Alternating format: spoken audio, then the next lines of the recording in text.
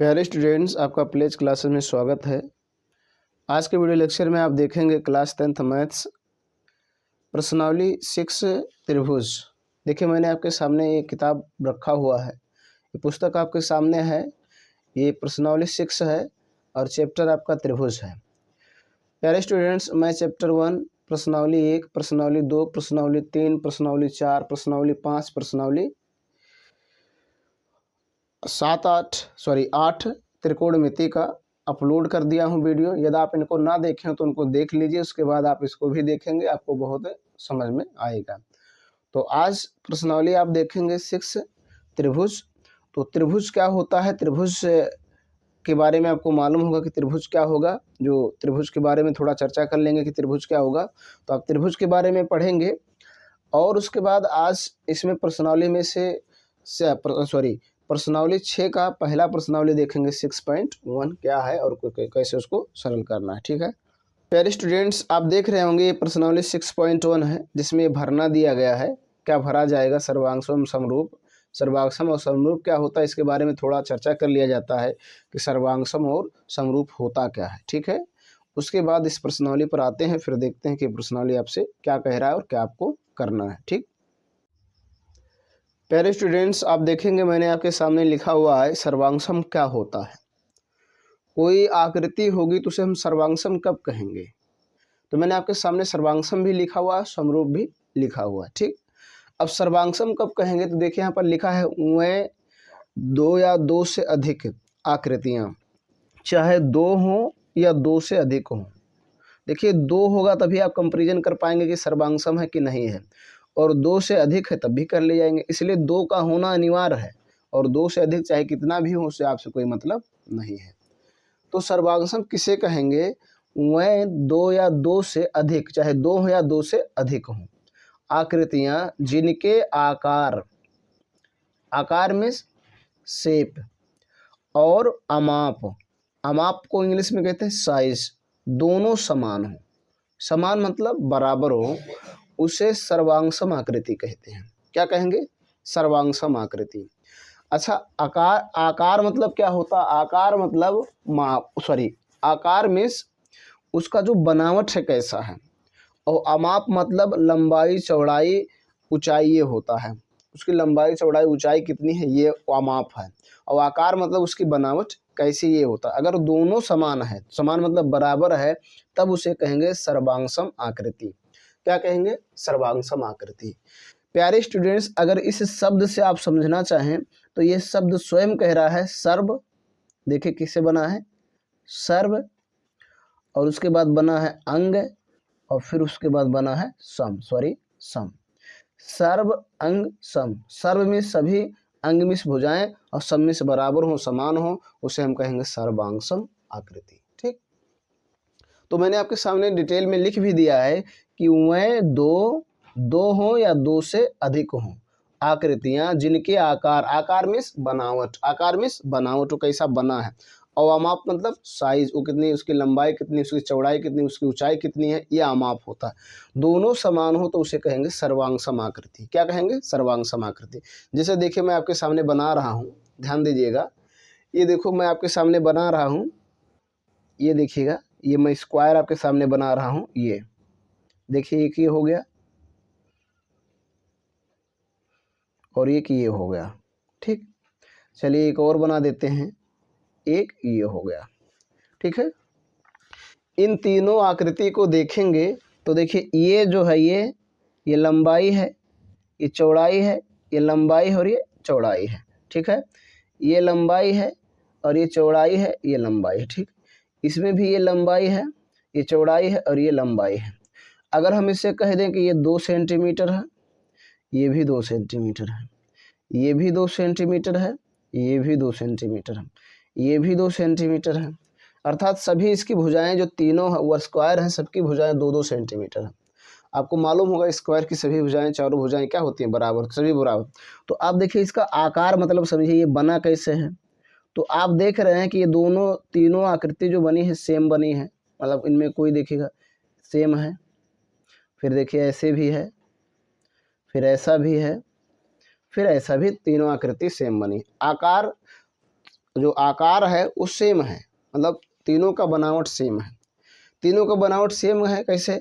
अगर मैं इसको ऐसे बना देता, एक ऐसा बनाता, ध्यान दीजिएगा, और एक ऐसा बनाता और एक ऐसा बना देता, तो अब देखेंगे इसको, अगर आप इसको ध्यान से समझेंगे तो देखिए इसकी जो आकार है अलग है, इसकी आकार अलग है और इसकी आकार अलग है, अर्थात तीनों का आकार अलग अलग है, तीनों का आकार अलग अलग है।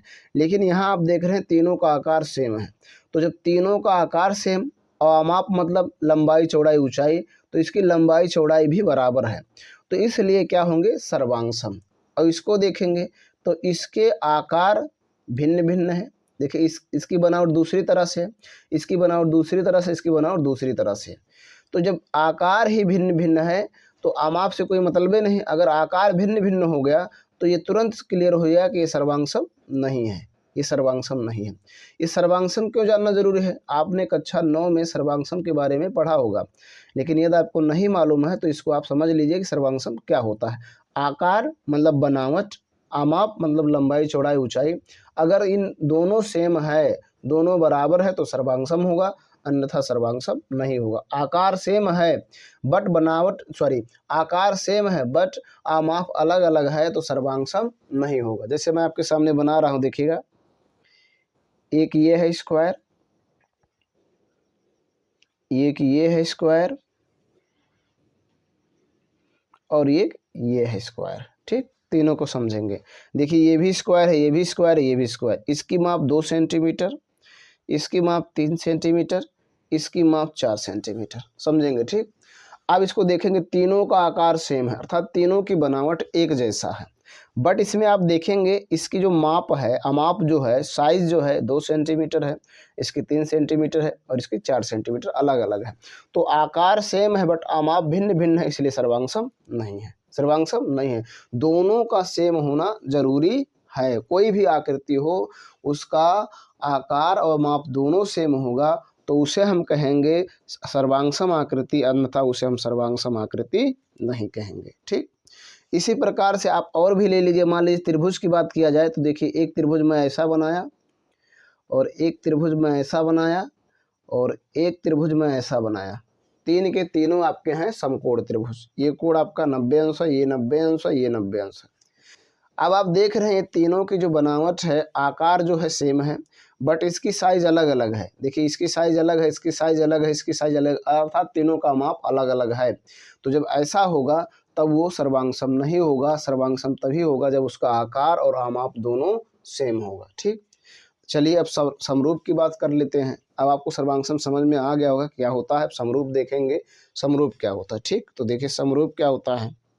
देखिए मैंने आपके सामने लिखा हुआ है, वह 2 या 2 से अधिक आकृतियां जिनके केवल आकार समान हों, वह 2 या 2 से अधिक आकृतियां जिनके केवल आकार समान हो, आमाप भिन्न हो। आकार समान हो मतलब उनकी बनावट समान हो, आमाप से कोई मतलब नहीं, लंबाई चौड़ाई ऊंचाई से कोई मतलब है, कुछ भी हो तो उन्हें कहेंगे समरूप आकृति। वह 2 या 2 से, इसमें भी 2 होना चाहिए या 2 से अधिक होना चाहिए, आकृतियां जिनके केवल आकार, आकार मतलब बनावट सेम होनी चाहिए और आमाप लंबाई चौड़ाई कुछ भी हो उससे मतलब नहीं है, तो वो होंगे समरूप। क्या होंगे? समरूप। ठीक, क्या होंगे? समरूप। अब देखिए इनको, ये देखिए इसकी आकार, इसकी आकार, इसकी आकार, तीनों की आकार सेम है ना। अब आप इसमें नहीं देखना, आकार देखना, बनावट कैसा, तीनों का बनावट सेम है अर्थात समरूप है। इसमें देखेंगे, इसको देखिए, इसको देखिए, इसको देखिए, तीनों की बनावट, तीनों का आकार सेम है। साइज आमाप नहीं देखना, साइज नहीं देखना कि साइज कितनी है। तो देखिए इसको देखिए, इसको देखिए, इसको देखिए, तीनों की क्या है? सेम है। आकार की मैं बात कर रहा हूँ, आमाप नहीं। आमाप देखेंगे तो इसका 2 सेंटीमीटर, इसका 3 सेंटीमीटर, इसका 4 सेंटीमीटर है। लेकिन जो आकार जो है सेम है लेकिन आमाप भिन्न भिन्न है, तो ये समरूप हैं। देखो इसमें आकार का सेम होना जरूरी है, आमाप का कोई जरूरी नहीं है। ठीक, इसको देखेंगे, इस त्रिभुज की बात की जाए, देखिएगा ये त्रिभुज देखिए, तो देखिए तीनों की बनावट सेम है अर्थात आकार तीनों की एक जैसे है, आमाप भिन्न भिन्न है। तो आमाप भिन्न भिन्न हो, आकार एक जैसे हो, तो उसे हम कहेंगे समरूप आकृति। क्या कहेंगे? समरूप आकृति। ठीक है, आकार सेम होना चाहिए, बनावट एक जैसा होना चाहिए। जैसे मान लीजिए वृत्त की बात कर लिया जाए तो देखिएगा ध्यान से, वृत्त सर्किल की बात कर लिया जाए तो देखो एक सर्किल ये है, एक सर्किल ये है, एक सर्किल ये है, एक सर्किल ये है, एक सर्किल ये है और एक सर्किल ये है। इन सर्किलों को देखेंगे तो सभी की जो आमाप है अलग है, इसकी अलग है, इसकी अलग है, इसकी अलग है, इसकी अलग है, इसकी अलग है, इसकी अलग है, लेकिन इनकी जो आकार है वो सेम है। आकार क्या है? सेम। आमाप तो अलग है लेकिन आकार सेम है, इसलिए क्या है? समरूप हैं। तो आकार समरूप के लिए केवल आकार का सेम होना जरूरी है, समान होना जरूरी है, आमाप का कोई जरूरी नहीं है। लेकिन सर्वांगसम के लिए आकार और आमाप दोनों का सेम होना जरूरी है, अन्यथा वो सर्वांगसम नहीं होगा। तो अब समझ में आ गया होगा कि सर्वांगसम कब होगा? जब आकार और आमाप दोनों समान होगा। और समरूप कब होगा? जब केवल आकार समान होगा, आमाप कुछ भी रहे उससे हमें कोई मतलब नहीं है, तो समरूप होगा। ठीक, अब आपसे बात करते हैं कि क्या सभी सर्वांगसम आकृतियां समरूप हो सकती हैं? तो यस। जैसे मान लीजिए सभी सर्वांगसम, जैसे मैंने आपके सामने ये दो वृत्त बनाया, एक वृत्त ये है, ध्यान दीजिएगा, और एक वृत्त ये है। ठीक, इसकी त्रिज्या 2 सेंटीमीटर है, इसकी त्रिज्या भी 2 सेंटीमीटर है। तो देखो दोनों का आकार सेम है और आमाप मतलब त्रिज्याएं भी बराबर हैं, तो त्रिभुज क्या होगा? सर्वांगसम। अब मैं कह रहा हूँ क्या ये त्रिभुज जो सर्वांगसम है ये समरूप भी होगा? बिल्कुल होगा, क्योंकि इनकी आकार देखिएगा सेम है, इनकी आकार सेम है। ठीक, तो इनकी आकार सेम है, तो इनकी आकार सेम है और आमाप भी सेम है, इसलिए सर्वांगसम हो गए। और आकार जब सेम है तो ये समरूप भी होगा।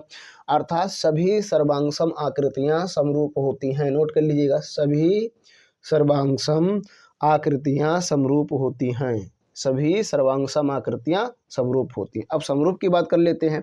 देखो एक वृत्त ये है और एक वृत्त ये है, ये दोनों समरूप हैं। इसकी त्रिज्या 2 सेंटीमीटर है, इसकी त्रिज्या 4 सेंटीमीटर है। ठीक है, अब इसकी 2 है, इसकी देखो, इसका जो आमाप देखिएगा 2 है और इसका आमाप 4 है, अर्थात आमाप भिन्न भिन्न है और आकार सेम है, इसलिए समरूप है। क्या है? समरूप। लेकिन बताओ क्या ये सर्वांगसम है? क्या ये सर्वांगसम है? तो ये सर्वांगसम नहीं है।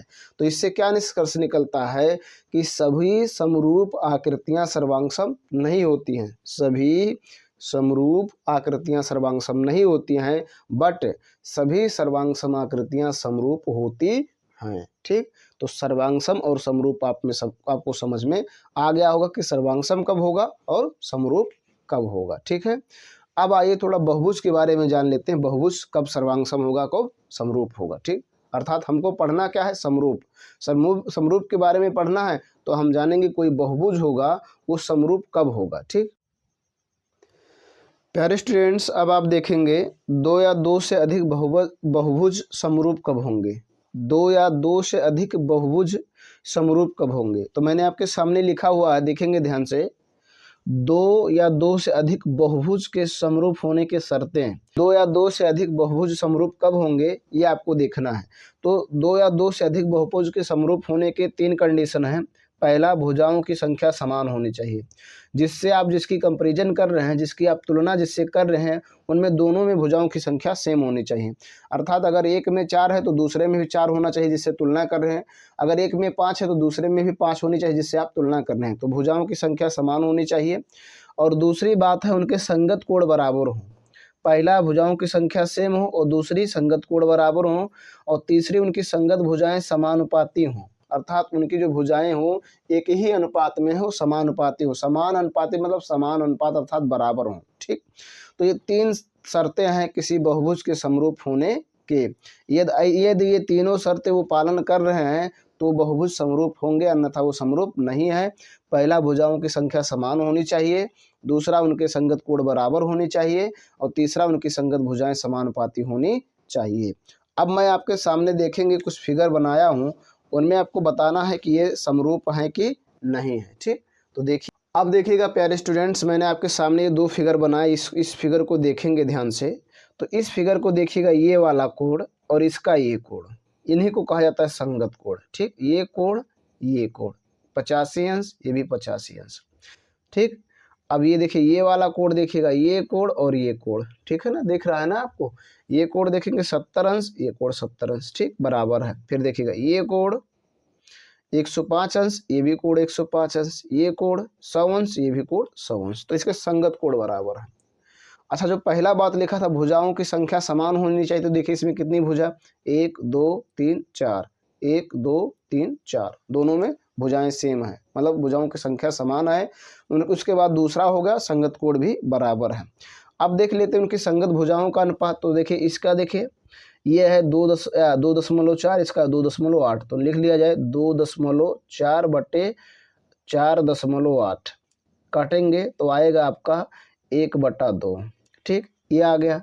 इसको देखा जाए 2.5, और ये देखिएगा ये आपका 2.5 है और ये आपका है 4.2, ठीक, तो 2.5 4.2, तो देखा जाए 2.5, नहीं सॉरी ये गलत हो गया ना, ये वाला और ये वाला देखेंगे, ये भुजा और ये भुजा संगत होगा, ये भुजा ये, तो 2.5 और ये 5, तो देखिएगा 2.5 बटे 5.0, तो ये भी आएगा 1/2, ठीक। अब इसको देखेंगे ये भुजा और ये भुजा संगत होगा, ठीक है, ये भुजा मतलब ये डी और पीएस संगत होगा, तो ये देखिए इसका मान 2.1 और इसका मान 4.2, तो इसको भी काटेंगे तो इसका मान भी 1/2 आएगा, ठीक। अब इसको देख लिया जाए 1.5 और 3.0, तो 1.5 और बटे 3.0, इसको भी सरल करेंगे तो 1/2, अर्थात सभी का अनुपात समान है, बराबर है, तो इसे कहेंगे समानुपाती। तो इनके संगत कोण भी बराबर हैं और इनमें भुजाओं की संख्या भी सेम है और इनके कोणों संगत भुजाओं के अनुपात भी समान है, इसलिए ये होंगे समरूप। क्या होंगे? समरूप, ये समरूप हैं, ठीक है। चलिए अब दूसरी आकृति समझ लीजिए। दूसरी आकृति भी मैंने आपके सामने बनाया है, देखेंगे। देखिएगा ये कोण संगत कोण है, तो 90 अंश ये भी है, 90 अंश है। ये कोण संगत है, 90 अंश ये भी है, 90 अंश ये भी, बराबर है। देखिएगा ये कोण संगत कोण है, दोनों बराबर हैं। ये कोण संगत हैं, दोनों बराबर हैं। अब भुजाओं की संख्या भी बराबर है, 1 2 3 4, 1 2 3 4, तो भुजाओं की संख्या भी बराबर है, संगत कोण भी बराबर है। अब तीसरा कंडीशन अगर ये फॉलो कर ले जाए तो समझिएगा ये भी समरूप है, अगर नहीं है तो समरूप नहीं है। चलिए भुजाओं को देखा जाए तो ये देखिएगा ये भुजा और ये भुजा संगत होंगी, तो इसका मान है 3, ठीक, और इसका मान है 3.5, तो ये आ गया, ठीक। चलो एक हो गया। अब इसको देख लेते हैं, ये वाला और ये वाला संगत होगा, तो इसका मान है 3 और इसका भी मान 3 है, तो इसको सरल करेंगे तो आ जाएगा 1, ठीक। और देख लेते हैं, अच्छा अब इसको देख लेते हैं, ये भुजा और ये भुजा संगत होगा, तो इसका मान 3 और इसका मान 3, सरल करेंगे तो 1 आ जाएगा। चलो अभी ये देख लेते हैं, इसका मान 3 और इसका मान 3.5, तो 3 और बट्टे 3.5, तो ये देखो ये है, इसका मान ये है, इसका 1 है, इसका 1, सबको एक ही जैसा होना चाहिए, सबको सेम होना चाहिए, तभी आप उसे समरूप कहेंगे, अन्यथा समरूप नहीं कहेंगे। तो ये आकृति समरूप नहीं है, ये आकृति समरूप नहीं है, ठीक। तो अब आपको पूर्ण रूप से समझ में आ गया होगा कि समरूप कब होगा, ठीक। अब आइए प्रश्नावली को देखा जाता है, प्रश्नावली में क्या करना है, कैसे करना है, ठीक है। प्यारे स्टूडेंट्स, अब आप देखेंगे प्रश्नावली 6.1, इसमें कुछ नहीं करना है, रिक्त स्थान दिया उसको भरना है। तो देखिए लिखा है यहाँ पर, कोष्ठक में दिए गए शब्दों में से सही शब्दों का प्रयोग करते हुए रिक्त स्थान को भरिए। इसमें कह रहा है कि सभी वृत्त होते हैं सर्वांगसम या समरूप। क्या होगा? सभी वृत्त, तो सभी वृत्त सर्वांगसम नहीं होंगे क्योंकि उनकी त्रिज्याएं अलग अलग हो सकती हैं, तो क्या हो सकते हैं? समरूप। सभी त्रिभुज समरूप होते हैं, ठीक। क्या होंगे? समरूप, ठीक। तो एक क्वेश्चन हो गया। चलिए अगला देखिए, अगला समझेंगे प्यारे स्टूडेंट्स। आपके सामने अगला क्वेश्चन, सभी वर्ग होते हैं, सभी वर्ग क्या होंगे? समरूप होंगे, सर्वांगसम होंगे। सभी वर्ग, तो सभी वर्ग क्या होंगे? समरूप या सर्वांगसम? तो समरूप होंगे, क्योंकि वर्ग बनाएंगे तो उसकी भुजाएं छोटी बड़ी हो सकती हैं, लंबाई चौड़ाई कम ज़्यादा हो सकता है, अर्थात आमाप भिन्न भिन्न हो सकता है, तो सर्वांगसम नहीं होगा, समरूप होगा। तीसरा देखिए, सभी त्रिभुज समरूप होते हैं। कौन सा त्रिभुज समरूप होगा? समबाहु। कौन सा त्रिभुज? समबाहु त्रिभुज समरूप होगा, समद्विबाहु नहीं होगा, क्योंकि समद्विबाहु में दो भुजाएं बराबर होंगी और कौन दो भुजाएं बराबर हो ये पता नहीं है, तो इसलिए समबाहु त्रिभुज आपका समरूप होगा और समद्विबाहु त्रिभुज समरूप नहीं होगा। अब ये देखिए कह रहा है, भुजाओं की संख्या समान नहीं, भुजाओं की समान संख्या वाले दो भुज समरूप होते हैं यदि उनके संगत कोण हों। क्या? बराबर। उनकी संगत भुजाएं बराबर, नहीं सॉरी समानुपाती। संगत कोण बराबर होंगे और उनकी भुजाएं क्या होंगी, समानुपाती। भी मैंने आपको बताया भुजाओं की समान संख्या, अगर भुजाओं की संख्या समान है तो दो बहुभुज समरूप होंगे कब, यदि उनके संगत कोण बराबर हों, उनकी संगत भुजाएं समानुपाती हो। तो यहाँ बराबर और यहाँ समानुपाती, ठीक हो गया। अब आइए क्वेश्चन नंबर 2 को देखा जाता है। तो क्वेश्चन नंबर 2 का क्या कह रहा है, निम्नलिखित युग्मों के दो दो भिन्न उदाहरण दीजिए, मतलब दो उदाहरण बता देना। समरूप आकृतियों का दो उदाहरण बता दीजिए। दो उदाहरण तो आसान है, कोई बना दीजिए, दो वर्ग बना दीजिए, दो आयत बना दीजिए, दो वृत्त बना दीजिए, कोई दो बना दीजिए। समरूप तभी होंगे जब उनका आकार सेम हो, आम से कोई मतलब नहीं है, छोटा बड़ा चाहे जितना बड़ा बना दीजिए। अब कह रहा है ऐसी दो आकृतियां जो समरूप नहीं हो, ऐसी आकृतियां जो समरूप नहीं है, तो एक वृत्त बना दीजिए, एक वर्ग बना दीजिए, समरूप नहीं होंगे। एक आयत बना दीजिए, एक त्रिभुज बना दीजिए, समरूप नहीं होंगे, ठीक। तो इस प्रकार से कोई भी बना सकते हैं जो समरूप नहीं होगा। अब बात कर लेते हैं, बताइए निम्नलिखित चतुर्भुज समरूप है या नहीं। देखिए इस आकृति को देखिएगा, ये देखना समरूप है कि नहीं, ध्यान दीजिएगा समरूप होना। तो देखिए इसका देखिए कोण और इसका कोण 90 अंश है, और इसका कोण 90 अंश, इसका कोण 90 अंश, इसका कोण। लेकिन इसको आप देखने के बाद ये देखते हैं, इसके जो कोण हैं ये देखिएगा 90 अंश नहीं दिख रहे हैं, अर्थात ये अलग दिख रहे हैं, तो अर्थात कोण बराबर नहीं है। अच्छा भुजाओं की बात कर लिया जाए तो इसका 1.5 और इसका 3 है, तो ये तो समानुपाती हैं, भुजाएं समानुपाती हैं, बट इनके संगत कोण बराबर नहीं है। तो भुजाएं समानुपाती हों लेकिन संगत कोण बराबर ना हो तो त्रिभुज समरूप नहीं होता, अर्थात ये दोनों त्रिभुज समरूप नहीं है, ठीक। बस ये आपका प्रश्नावली समाप्त हो गया। अब अगले वीडियो लेक्चर में आप देखेंगे प्रश्नावली 6.2। आज के वीडियो लेक्चर में बस इतना ही। इस वीडियो को देखने के बाद कोई जानकारी मिली हो तो लाइक करो। चैनल पर पहली बार आप आए हैं तो मेरा आपसे रिक्वेस्ट है कि चैनल को सब्सक्राइब करें, साथ साथ बेल आइकन प्रेस करें, ताकि जो मैं वीडियो डालूं उसका नोटिफिकेशन आपको मिलता रहे और आप आसानी से मैथ्स को सीख सकें। बस इतना ही, धन्यवाद।